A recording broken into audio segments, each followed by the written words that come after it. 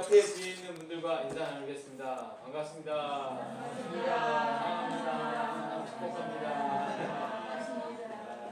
네, 반가운 얼굴들 다 모였습니다. 감사하고요. 덥거나 춥거나 괜찮으신가요? 네, 추우신 것 같아서 좀 선풍기를 껐어요. 추워. 이렇게 하고 이렇게 껐어요. 오늘 말씀은 제목이 뭐 천기누설이에요. 여기 이 비밀이 크다 그랬기 때문에 비밀을 누설하는 거잖아요. 도대체 무슨 비밀인가? 말씀을 나눠보도록 하겠습니다. 일단 그 부부 사이를 이야기하면 설교를 시작하기 전에 이게 여자는 남자가 뭔가 자꾸 챙겨주고 마음 써주고 자기하고 이야기해주고 이러는 때 사랑받는다고 느끼잖아요. 그래서 느껴요. 근데 남자는 어떨 때 자기가 사랑을 받는다고 존경을 받는다고 느끼냐면 여자가 자기 말을 들어줄 때 이 여자가 나를 사랑하는구나 이렇게 느껴요. 근데 여자는 어떻게 생각하냐면 막 남자가 자기를 챙겨주고 이렇게 딱딱하게 대해주고 뭐 이렇게 하면 내가 사랑받는다고 느끼고 행복하니까 남자도 그럴 것이다 라고 생각을 하고 남자를 막 이렇게 챙겨요. 물론 남자도 이제 뭐 그러긴 하지만 그런데 결정적으로 아무리 여자가 남자를 뭐 잘 챙겨주고 뭐 이래도 무슨 말을 할 때 들어주지 않잖아요. 그러면 남자는 이 여자가 나를 사랑하는 게 아니다 이렇게 생각을 한다는 거예요. 네.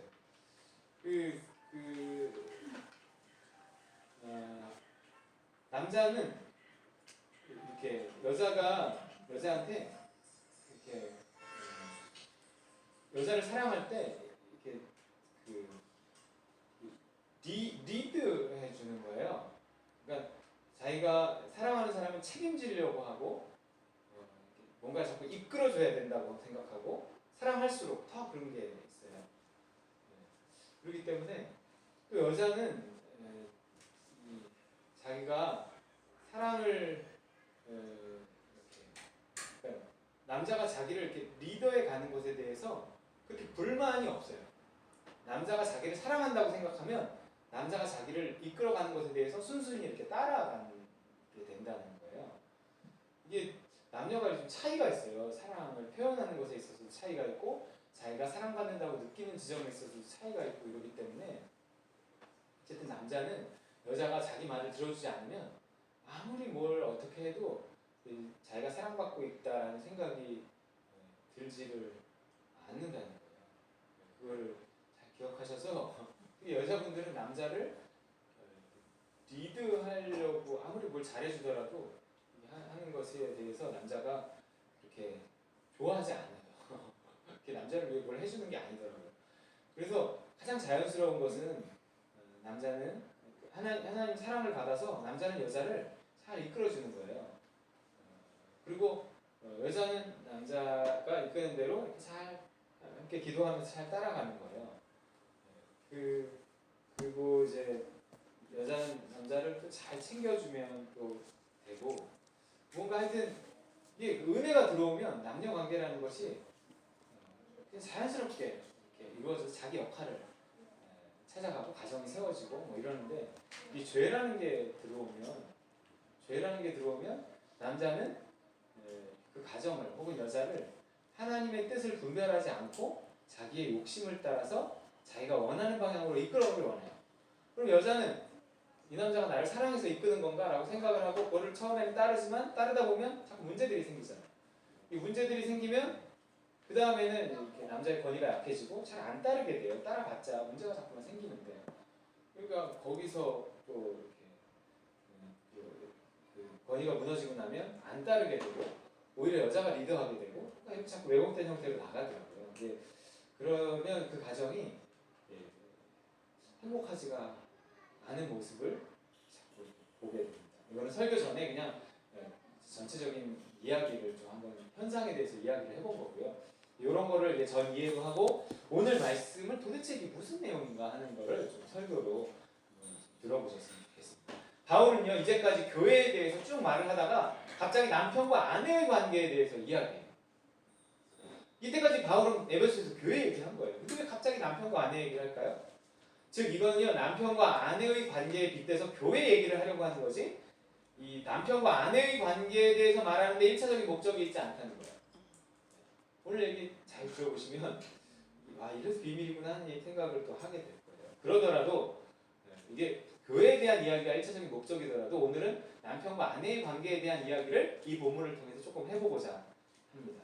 그렇게 생각하고 이 본문을 봐야 돼요. 자, 그러고 보니까 32절 말씀이 눈에 띄어요. 32절 뭐라고 나와있죠? 시작. 이 비밀이 크도다. 나는 그리스도와 교회에 대하여 말하노라. 나는 지금 이게 그리스도와 교회의 관계에 대해서 말하고 있는 거야. 남편과 아내의 관계에 대해서 1차적으로 말하는 것이 아니라 그리스도와 예수님과 교회의 관계를 예수님을 신랑에 빗대고 교회를 신부에 빗대서 아내에 빗대서 이 부부 관계처럼 이야기를 하고 있다는 거예요. 그래서 이 본문은 오늘 본문 이 구절은요 오늘 본문 전체에 적용되어야 한다고 생각을 해요. 그러니까 오늘 본문 안에 어떤 나오는 구절을 가지고 남자가 여자들 기죽이는데 써먹지는 말라는 거죠. 근데 사실 뭐 이런 구절 들이댄다고 요즘 여자분들이 뭐 기죽지는 않는 것 같아요. 네. 아내들이요 자기 남편에게 복종하기로 죽게 하게 뜻하라. 뭐 이런 거. 이제 요즘에는 여자들이요 이게 잘 안 먹어요. 오히려 목사님들은 오늘날에 이 본문으로 좀 여자들을 좀 기를 죽이는데 이 설교를 해야 될지도 모를 정도로 여성 상위 시대가 된 것 같다는 생각이 들어요. 지난 화요일, 이번 주 화요일이에요. 지난주 화요일 동아일보 인터넷방 기사의 제목이래요. 집 나간 남편 혼내주려다 되레 혼난 30대녀. 기사를 읽어줄게요. 남편을 납치해서 내 앞에 데려와 주세요. 올해 2월 부인 소모 씨는 이혼을 요구하며 집을 나간 남편을 찾지 못하자 심부름센터를 찾았다. 소 씨는 남편과 결혼정보업체를 통해 만났지만 성격 차이로 결혼 6개월 만에 별거하고 있는 상태였다. 소 씨는 심부름센터 직원들에게 남편을 신혼집에 가둔 뒤 협박하자며 대가로 2천만 원을 주겠다고 제안했다. 심부름센터 직원들은 재빠르게 움직였다. 곧장 남편의 차량에 위치 추적기를 달아 비행을 시작했다. 이들은 남편을 납치해서 신혼집에 감금하고 소 씨, 그 아내를 불렀다. 소 씨는 의기양양했다. 29cm 일식용 회칼을 들이밀며 오늘은 이 정도에서 그치지만 다음에는 어떨지 알겠느냐며 남편에게 위협을 가했다. 빈틈을 타 도망가려다 걸린 남편은 심부름센터 직원들에게 폭행을 당해서 전치 2주의 상해를 입게 됐다. 남편은 이혼하지 않겠다고 말할 수밖에 없었다. 그런데 임무를 완수한 심부름센터 직원들이 돌변했다. 심부름센터 실장 이모 씨는 내가 인천에서 조폭 생활 좀 했다며 성공수당으로 약속했던 2천만 원이 아닌 2억을 내놓으라고 협박했다. 겁을 먹은 소 씨는 차용증을 쓰고 자신이 몰던 고급 외제 승용차까지 빼앗겼다. 그 사이 감금에서 풀려난 남편은 이들 일당을 경찰에 고소하며 반격에 나섰다. 하지만 소 씨는 다른 심부름센터 직원들을 또 고용해서 남편을 다시 감금했다. 막장 드라마는 남편이 몰래 경찰 신고에 성공하면서 가까스로 끝났다. 지난달 23일 서울 북부지검은 남편의 납치 감금을 사주한 혐의로 부인 소 씨와 심부름센터 직원 2명을 불구속 기소하고 폭행에 가담한 이 씨 등 2명을 구속했다. 신문 기사. 이게 무슨 소설이 아니에요. 네. 29cm 백칼. 그럼 결혼정보업체를 통해서 만났다. 아무나 결혼정보업체도 이게 안 되거든요. 외제 승용차를 끌고 다닌다는 걸 보니까 와 이게 살 만큼 살고 또 배울 만큼 배웠던 배운 사람들일 거라고 생각을 합니다. 세상은 요지경이에요. 22절 뭐라 그래요? 아내들이여 자기 남편에게 복종하기를 주의하라. 이 말이 정말 부부 사이의 관계에 대해서도 말하는 것이라면 이거 왜 말하는 것이겠어요? 부부 사이의 관계에 대해서 말하는 것이죠. 남자가 정말 여자를 복종시킬 만한 존재라면 남자라는 존재가 여자를 복종시킬 만한 존재라면 이 말이 필요할까요? 안 필요할까요? 아, 필요하다는 거예요. 왜 성경이 왜 지면 아깝게 굳이 이런 말을 써요? 남자라는 존재가 그럴 만한 존재라면 여자는 따라줄 거란 말이에요. 이런 말 굳이 안 써도 돼요. 지면 아깝게. 그렇잖아요. 어떻게 알아요? 어떻게 알아요? 남자가 이럴 만한 존재가 아니니까 이게 편들어주는 거란 말이죠. 내가 남자에 대해서 어떻게 이렇게 잘할까요? 남자는 목욕탕까지 따라가는 사람이잖아요. 남자들이요 이럴 만하지 않은 거예요. 이 남자를 잘 보면 나를 포함해서 남자를 잘 보면 어디 그런 남자들에게 자기 인생을 맡길 수 있겠는 거죠. 이런 생각이 들어요. 어디 그런 말하는 남자 말을 듣겠어요. 그러니까 여자가 남자에게 복종하는 것은 자연스러운 일이 아니라는 거예요. 자연스럽지 못하니까 하나님이 이렇게 명령을 통해서 편들어 주시는 거예요. 무슨 얘기인지 아시겠어요? 남자는 흙으로 만들었고요. 여자는 뭘로 만들었어요? 흙 더하기. 물론 흙으로 만들었어요. 남자의 뼈로 만들었어요. 갈비. 여러분 남자는 여자보다 갈비뼈 하나가 적은 거 아세요? 몰라요? 저게 정답이에요. 이게요. 교회 다니는 사람들은 하나가 적은 줄 알아요. 절대 그런 일 없어요. 똑같아요. 똑같아요. 아담만 하나 없는 거지 나까지 없지 않아요. 과학의 시간에 획득 형질은 유전되지 않는다 이거 과학 시간에 아담이 없는 게 나까지 왜? 네, 그러지 않아요. 여기 다 있어요. 다 있는데 어쨌든 하와는 여자는 흙 플러스 부가 재료까지 이렇게 더해져 갖고 뭔가 만들어진 존재예요. 이게 굉장히 재료도 이렇게 남다르고요. 근데 남자를 넘어설 수밖에 없어요. 여자가 훨씬 더 실제 공부도 여자가 더 잘해요. 이상하게 뭐 군대 갔다 오면 가산점 주고 이러잖아요. 여자 공부도 잘하니까 이러는 거예요.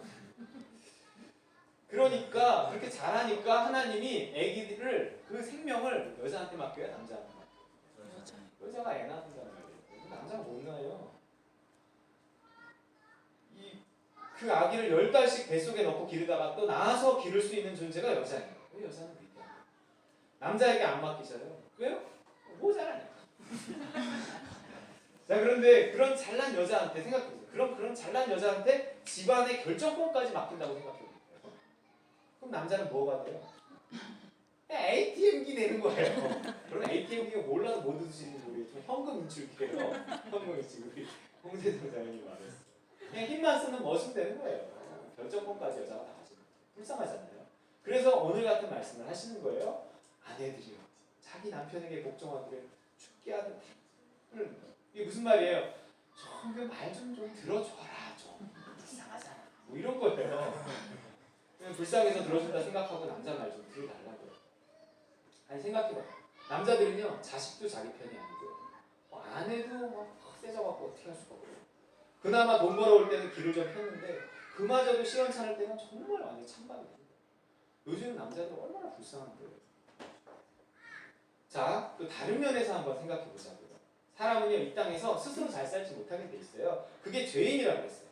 근데요 여자가 결정권을 가지잖아요. 그러면 자신이 낳은 아이와 가정을 지켜야 한다는 마음에서 여자는 모험을 잘 하지 않아요.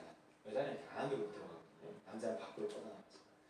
자꾸 여자가 결정권을 가지고 안으로만 해갖고 모험을 하지 않으면 실패할 확률이 적어져요. 그 가정. 자, 실패할 확률이 적어지면 좋은 거 맞죠? 이게 그냥 세상적인 관점에서는 안정되고 편한 것이 좋은 것 같지만요. 신앙적인 관점에서는 이게 매우 손해라는 거예요. 모험하지 않고 실패하지 않으면 그 신앙에 도움이 안 돼요. 나쁜 거예요. 신앙은 모험을 통해 자라납니다. 왜 모험을 통해 자라날까요? 물론 모험 속에서 사람이 이렇게 긴장하고 간절함이 생겨서 그렇기도 하지만 대부분 모험은요 성공보다는 실패가 많아요. 그 실패를 통해서 사람이 스스로 낮아지고요 하나님을 찾게 되고요 신앙이 자라는 거더라고요. 간증하는 거예요. 그리고 하나님을 찾는 한 모험을 해서 한 실패는요 하나님을 찾는 한 그 실패의 과정 속에서 이게 과정 속의 실패지 그 결론적인 실패는 아니라는 거예요. 우린 결국 역전이라는 것을 통해서 간증하게 됐어요. 뭔가 믿음을 가지고 시도한 것은요 실패를 해도 그것이 과정의 실패지 결론적인 실패는 아니라는 거예요. 역전이에요. 역전. 간증한다는 거예요. 이게 다 하나님이 하시는 일인 겁니다. 그래서요 사람이 좀 고생 좀 하고 그래서 훈련 받고 하나님을 제대로 만나려면 누가 필요한 거예요? 남자가 필요한 거예요. 남자가 고생을 위해서 필요한 거예요. 남자가 이게 남자 편하려고 결혼하는 거 아니에요. 또 말씀으로는 어떤 말씀이 필요해요? 이런 말씀이 필요한 거예요. 그래야 고생해요. 읽어볼까요? 시작. 아니 앞에 그대로요. 22절 앞에 거 시작. 아내들이요 자기 남편에게 복종하고 아니 이게 모자른 사람한테 자기 인생을 맡기라는 얘기예요. 이게 모자른 사람한테 자기 인생을 맡겨놓고 기도하지 않을 사람 있겠어요? 불안한데 기도하잖아요. 다 이게 성경의 원리예요. 생각해보세요. 저 말씀마저 없다면 남편 말을 듣겠는가? 있어도 요즘 안 듣는단 말이에요. 있어도 안 듣는데 없으면 더 안 들어요. 물론 아까도 말했지만 여자 뜻대로 하면 사는 걸로 따지면 지금보다 훨씬 더 잘 살았을 거예요. 여자 말 듣고 잘못되는 게 뭐가 있어? 틀린 말 아니면 맞는 거예요. 잘못되는 일이 없기 때문에 여자 말을 듣는 말 들으면 안 됩니다. 신앙에 도움이 안 돼요. 신앙. 인생이란 그런 게 아니라는 거예요. 신앙이란 그런 게 아니죠. 저 남자 셋이 나와갖고 뒤에 여자는 예배 시간에 딱 앉아갖고 그냥 조용한 남자들이 같이 그랬대요. 네? 애 나오고 네. 정말 그래요. 그래서 남자가 이 땅에 필요한 거예요. 불쌍한 남자는 말을 좀 들어주세요. 저희 집도 그렇게 나름 좀 고생을 한 거예요. 네. 정말 죄송합니다. 그래서 자 그런데요. 이게 역전이 있지 않겠어요. 자 그런데 부족한 남자가 영리한 여자들을 복종시키려면요 이런 구절만으로는 안 되는 거예요. 여자의 약점이 있어요. 아까 처음에 얘기했지만 여자의 약점을 공략해야 여자가 남자의 말을 들어줘요. 여자의 약점이 뭘까요? 사랑이 약해요. 사랑이. 여자는요 사랑이 약해요. 누가 자기를 사랑하는 것 같으면요 두뇌가 정지해버려요. 그게 여자예요. 저 똑똑한 혜원이가 내 혜원이는 머리도 좋은 것 같아. 호를 좋아하고 호는 괜찮은 남자예요. 알아요. 근데 우리 집사람 저 똑똑한 여자가 어떡하나 사랑 때문이에요. 사랑. 네, 이게요. 그래서 그 똑똑한 여자들이 결혼이라는 걸 하는 거예요. 또 죽는 데인 줄 알면서 남편이 가지 않으면 가요. 하지 않으면 하는 거예요. 사랑이라는 묘양만 여자를 복종케 만드는 비밀 병기. 그래서 이런 말씀이 있는 거예요. 28절 시작. 이와 같이 남편들도 자기 아내 사랑하기를 자기 자신과 같이 할지니 자기 아내를 사랑하는 자는 자기를 사랑하는 것이다. 보세요. 자기 아내를 사랑하는 자는 자기를 사랑하는 거예요. 왜요? 결국 그 사랑을 통해서 여자가 자기 말을 들을 테니까. 결국 자기 뜻대로 될 테니까 자기를 사랑하는 거예요. 근데 사실 전 이 말씀을 몰랐어요. 사실 지금도 잘 몰라요. 집사람 그냥 믿음으로 순종해 주는 거예요. 그래서 이 잘 모르니까 사랑하기보다는 좀 몰린다 싶으면 이 구절을 꺼내드는 거예요. 아까 구절 22절 왜요? 아내들이요 자기 남편에게 복종하기를 죽게 하듯 하라고 그랬잖아. 뭐 이러는 거예요. 왜냐하면요 율법은 쉬운데 이 복음은 어렵기 때문에. 법이요 하긴 쉬운데 감동시키기는 어려운 거예요. 바꾸기는 쉬운데요. 상대를 바꾸기는 사실 쉬워요. 자기 권위를 이용하면. 근데 변화시키기는 어려워요.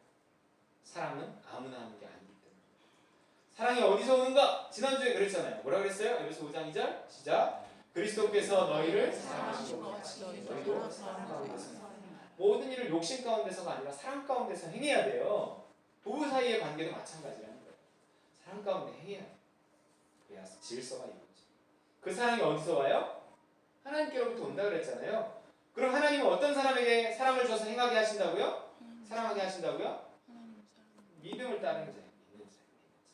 믿음의 사랑이 따라온다 그랬잖아요. 믿음이 있는 곳에 사랑이 있어요. 그래서 정말 믿음 있는 일을 하자고 하는 것이면 사랑 가운데서 말할 거라고. 내가 정말 하나님께로부터 그리스도께로 받은 어떤 명령이고 그것이 믿음이 있다면 사랑 가운데서 말하게 된다는 거예요. 욕심에 사로잡혀 윽박지르는 것이 아니에요.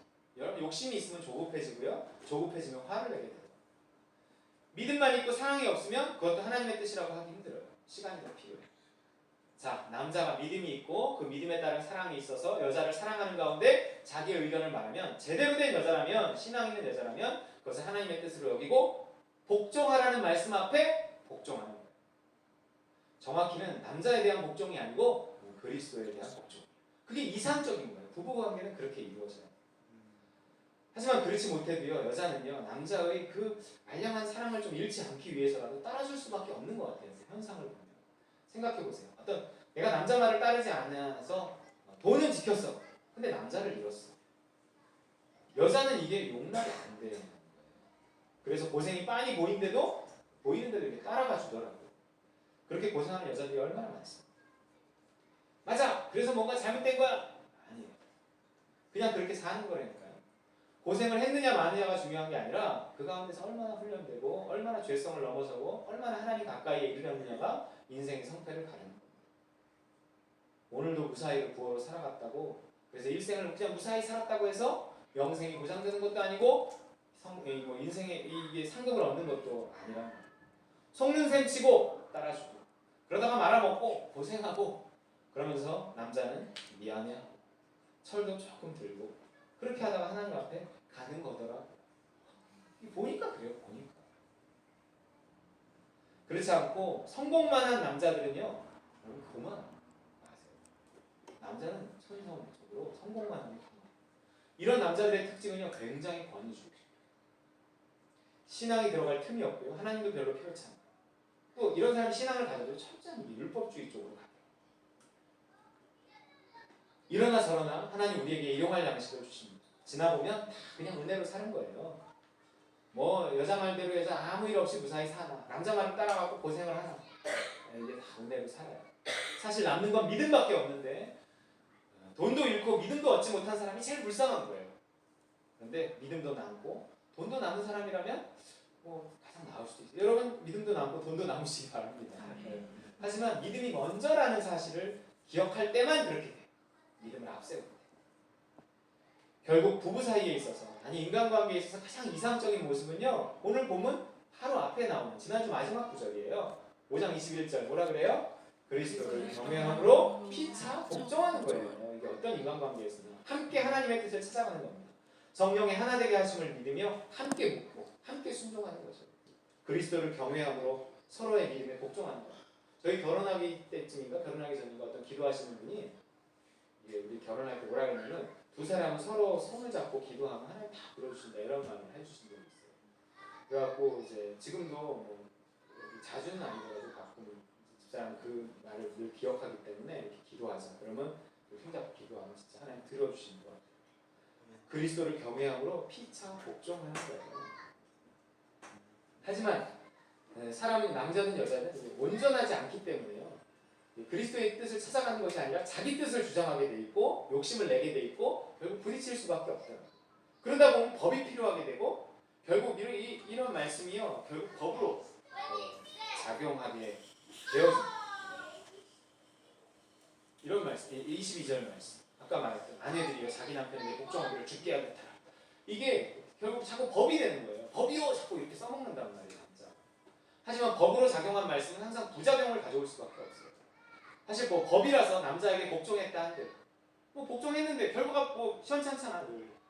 그러니 자연히 남자는 권위를 잃고요. 여자의 목소리가 점점 더 강해져요. 하지만 강한 목소리를 내는 여자를 남자들은 별로 좋아하지 않습니다.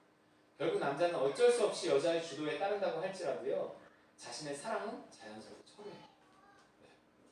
여자가 주도하는 집에 남자들은 여자를 사랑하게 잘 되지 않더라고요. 그냥 자기가 변변치 않게 살고 능력도 없고 오히려 똑똑한 여자를 따라줄지는 모르겠지만 이상하게 그런 남자들이 다른 문제를 일으키거나 행복하지도 않고 그런 모습들이 현상적으로 있더라고요. 현상적으로 있는 이유는 하나님이 그렇게 본성적으로 만들어 놓으셨고 이런 말씀이 있기 때문에 사랑을 받지 못하니까 또 그렇게 여자가 주도해. 그러니까 남자가 따라는 줘도 사랑하지 않아. 그러니까 여자는 사랑받지 못하니까 점점 더 남자의 말을 또 듣지 않아.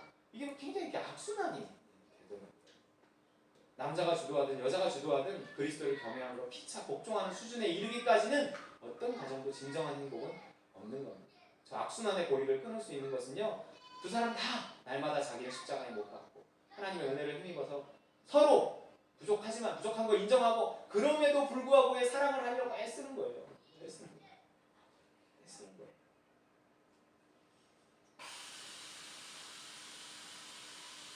남자든 여자든 그럼에도 불구하고를 먼저 시작해야 하는 거죠. 쉽지 않다니까요.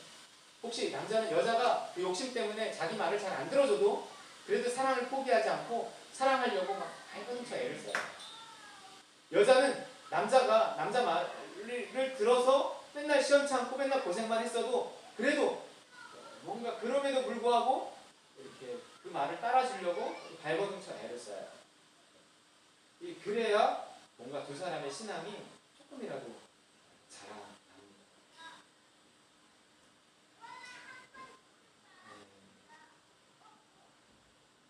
이게 남자든 여자든 이게 아주 어려운 같이 산다는 것은요 굉장히 어려워.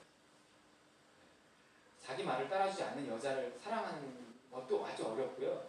자기를 사랑하지 않는 것 같은 남자의 말을 따라주는 것도 아주 어려워요. 그래서 이 발버둥 속에서 신앙이 자라는데, 여러분 이 어려운 사랑을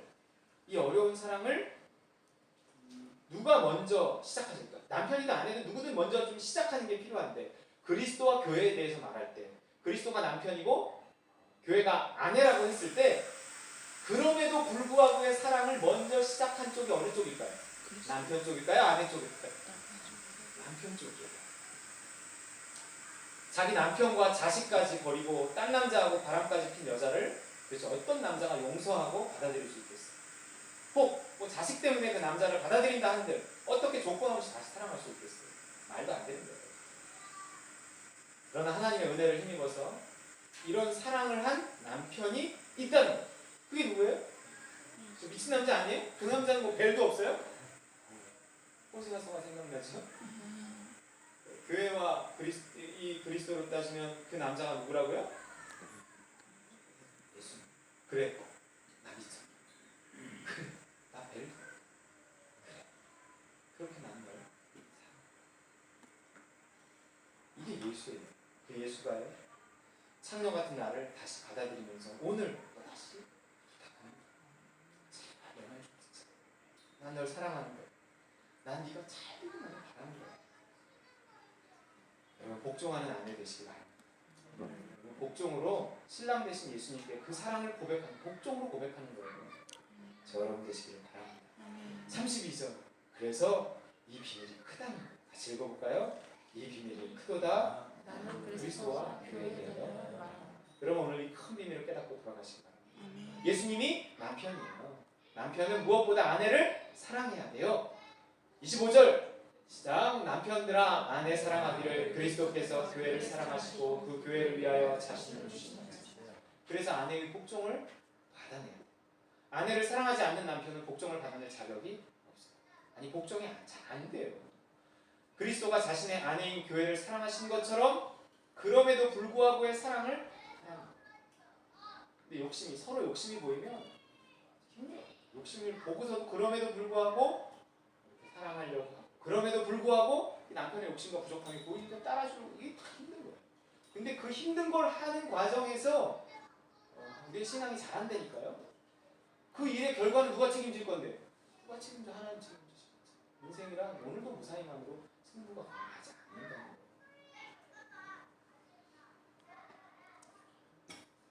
그리스도는 교회를 사랑하세요.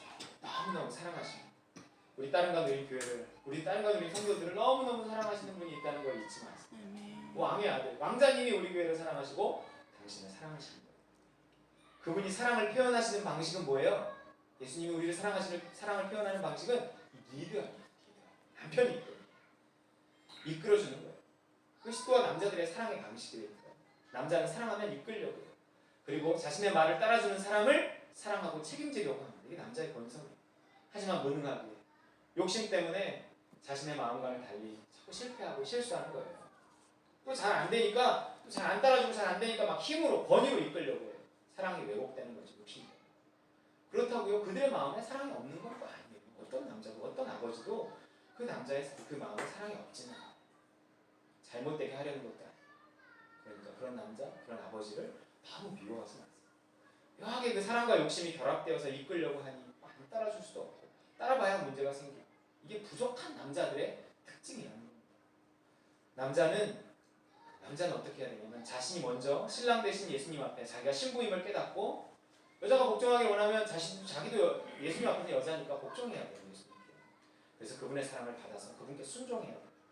그래서 그분의 인도하심을 받고 그 인도하심을 따라서 신랑의 인도하심을 받아서, 자기도 신부니까 신랑 대신 예수님의 인도하심을 받아서 또 다른 신부인 자기의 아내와 가정을 이렇게 이끌어야 해요. 이것이 제대로 된 남자의 사랑인 거예요. 예수님의 사랑에 대한 교회의 반응은 오직 복종이어야 합니다. 그리스도의 신부, 여자인 교회는 남자, 곧 신랑 대신 예수님의 명령에 복종해야 돼요. 여자가 남자를 사랑하는 방식은 여자가 남자를 사랑하는 방식은요, 리드하는 것이 아니에요. 남자가 잘 못한다고 내가 할게 끌어주는 게 남자를 사랑하는 게 아니에요. 그래서 잘 됐다고 잘 된 게 아니에요. 여자가 남자를 사랑하는 방식은 오직 복종하는 겁니다. 여자가 남자를 사랑하면 무조건 따른다니까요. 남자는 막 이렇게 여자가 따라주면 자신의 영리함과 말빨로 여자를 뭐 설득시키고 복종시킨다고 생각하지만 아니, 여자는 그래서 따라주는 게 아니에요. 그냥 따라주는 거예요. 사랑하기 때문에. 혹은 사랑을 잃지 않기 위해서. 우리도 그렇게 신랑 되신 예수님께 복종해야 돼요. 내가 이해가 돼서 복종하는 게 아니에요. 예수님이 왜 나에게 이걸 시키지? 왜 내가 이렇게 해야 되지? 그걸 이해가 돼야 나는 하겠어요. 이게 아니에요. 사랑을 받으면 하게 돼요. 예수님에 대해서 나는 신부이기 때문에 그분의 사랑을 충만히 받으면 이해가 안 돼도 따르게 돼요. 자꾸 난 이해가 돼야 따르겠어 라고 하는 건 충분히 사랑을 받지 못하고 있다는 거예요. 믿음이 오면 무조건 하는 거예요. 사랑받는 사람의 특징은 신부이기 때문에. 내 생각, 내 판단 다 내려놓고 사랑을 이유로 복종해야 돼요. 사랑 없이 복종해도 안 돼요. 날마다 예수님의 사랑 안에 우리가 있어야 됩니다. 그래야 그럼에도 불구하고 복종이 돼요. 복종에 따른 어려움도 이겨낼 수 있어요. 이처럼 남편과 아내의 관계가 예수님과 교회의 관계와 신기하게 뭔가 이렇게 맞물려 있어요. 그래서 이 비밀이 크다 그런 거예요. 예수님은 당신을 사랑하십니다. 사랑하셔서 고쳐주기를 원하세요. 그분은 교회를 온전케 만들고 싶어하세요. 성도를 온전케 만들고 싶어하세요. 지저분한 죄인으로 살길 원하지 않으십니다. 욕먹는 그리스도인이 되게 하고 싶지 않으십니다. 진국 만들기 원하신다니까요. 그래서 그런 방향으로 나를 리드해 가시는 거예요. 나를 단순히 뭐 부자 되게, 나를 단순히 편안하게, 그분의 인도하심을 따르면 그렇게 되는 게 아니에요. 우리가 신랑 말을 따른다고 반드시 성공만 하는 게 아니라는 거예요. 성공만 하면 남자가 교만해지고 권위주의적이 되고 오히려 불행해진다니까요. 오히려 내가 신랑 대신 예수님 말을 따랐는데 그것은 결과적인 어떤 성공을 가져다 줄 것이라고 생각하고 그 과정에 있어서의 어떤 실패, 과정에 있어서의 아픔은 인정하면서 순종, 또 순종, 그럼에도 불구하고 또 이렇게 순종 이런 거예요. 그래야 결국 인생은 진정한 성공으로 결론 냈습니다. 26절, 27절 그 소원을 말씀하시는 거예요. 이 구절은 나는 너희를 이런 방향으로 이끌기를 원해. 나는 너희가 생각하는 그 성공이 나의 성공이 아니야. 그건 나의 1차적인 생각이 있지 않아. 나는 너희를 깨끗하고 온전하고 행복에 합당한 사람, 천국에 합당한 사람으로 만들기 원해. 이 말씀이에요. 시작. 이는 곧 물러 씻어 말씀으로 깨끗하게 하사 거룩하게 하시고 자기 앞에 영광스러운 교회로 세우사 티나 주름 잡힌 것이나 이런 것들이 없이 거룩하고 흠이 없게 하려 하십니다. 멋진 사람 만들고 싶어 하시는 거예요. 거룩하고 흠이 없게. 우리 자식들 다들 잘 키우고 싶잖아요. 멋지고 능력 있는 사람으로 키우고 싶다고. 예수님도 그런 거예요. 그분의 교회를, 그분의 사람들을 멋지게 키우기를 원하십니다. 그러나 과정에는 내가 생각하지 못한 아픔과 실패와 고통이 있어요. 그럼 복종해야 됩니다. 믿음 따라 살아요. 그분의 명령은 나를 향한 사랑의 표현이에요. 복종은 그분을 향한 교회의 사랑의 표현이에요. 31절 끝으로 보겠습니다. 시작. 그러므로 사람이 부모를 떠나 그의 아내와 합하여 그 둘이 한 육체가 되니. 복종이라는 건 사실 하나 될 때 가능한 거예요. 사랑으로 하나 되는 거잖아요. 그래서 네 뜻과 내 뜻이 사라질 때, 너의 소원과 나의 소원의 경계가 허물어질 때 가능한 거예요. 교회가 그리스도와 하나 되어서 내가 그리스도와 하나 되어서 그리스도의 소원과 내 소원이 구분이 없어져야 돼요.